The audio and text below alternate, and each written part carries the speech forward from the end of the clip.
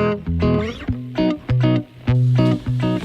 my name's Andy. Thanks for joining me for this flipped preaching video. Now, I wonder, have you ever faced a situation where you kind of deep down know that there's something that you better do, but you just put it off?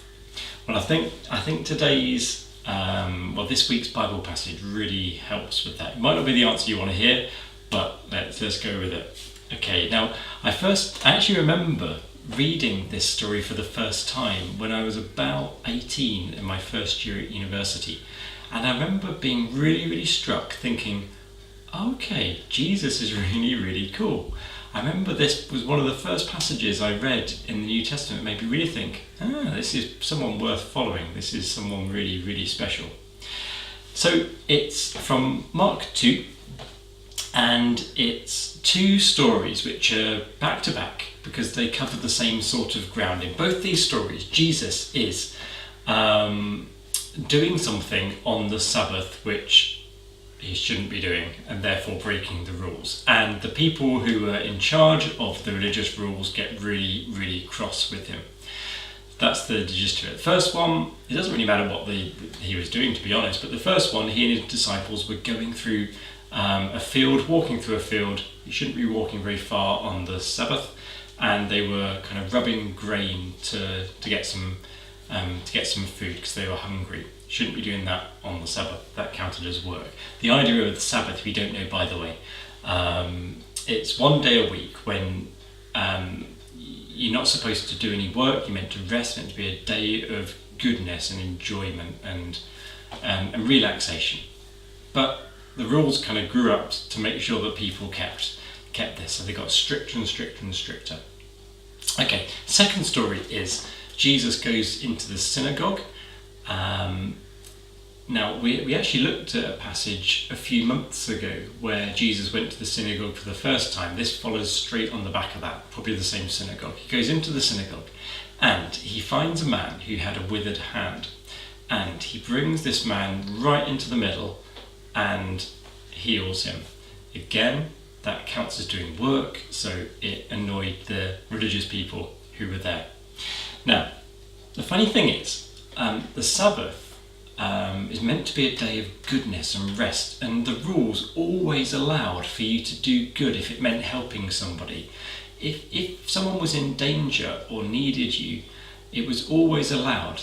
You were always allowed to break the rules in that case.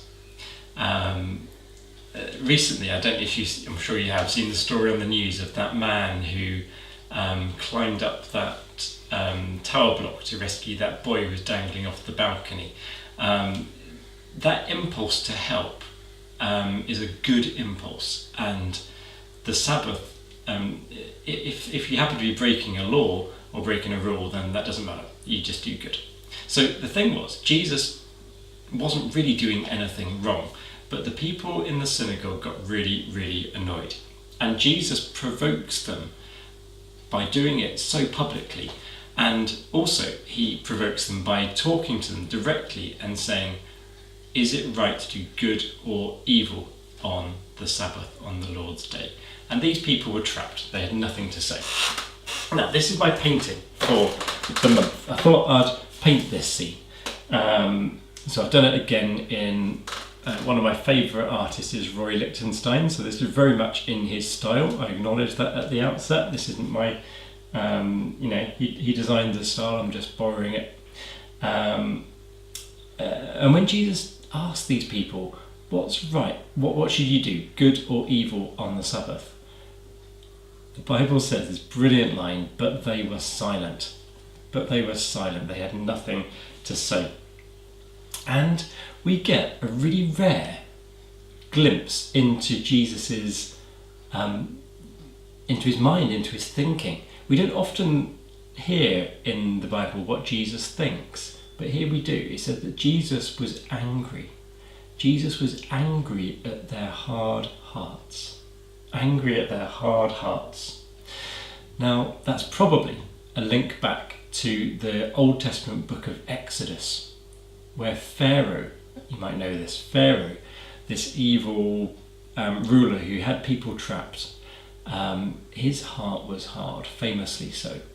So Jesus seems to be saying that these religious people, who are meant to be the people who represent God to the masses, are actually acting like Pharaoh. They're acting like the one who keeps people trapped and not free, keeps them enslaved. Now, the thing is, Jesus could have waited. With this man with the withered hand, he wasn't in grave danger. It wasn't like the boy hanging off the balcony. He could have waited a bit. He could have waited just a few hours till sundown when the Sabbath ended and healed him quietly then. But he didn't. He did it then and there, right away in the middle of the synagogue, where he knew he was going to get into trouble. And I think that's brilliant. And the thing is, because these people were effectively being like Pharaoh, they were being evil, it's always the right time to confront that. And that's what Jesus was doing. He wasn't prepared to just wait a bit and let them kind of not find out. He wanted to face them out, and to dig up the ground and to tackle it now. When something wrong is happening, you act straight away. It's like when you and if you cut yourself, the right time to wash out the wound and put a plaster on is now. You don't just wait a bit, you do it as soon as you can. So I think that's a really, really inspiring passage. Jesus wasn't afraid to tackle these people and do what was right, even though it was costly. So let us vow to be courageous and bold, perceptive, so we can spot the people with the equivalent of the withered hand, and act now. Go straight away, do something to help, because evil's been running the show for too long. So let's all be do-gooders and try and make this place better. Okay, thanks very much for watching. We'll see you soon. Bye bye.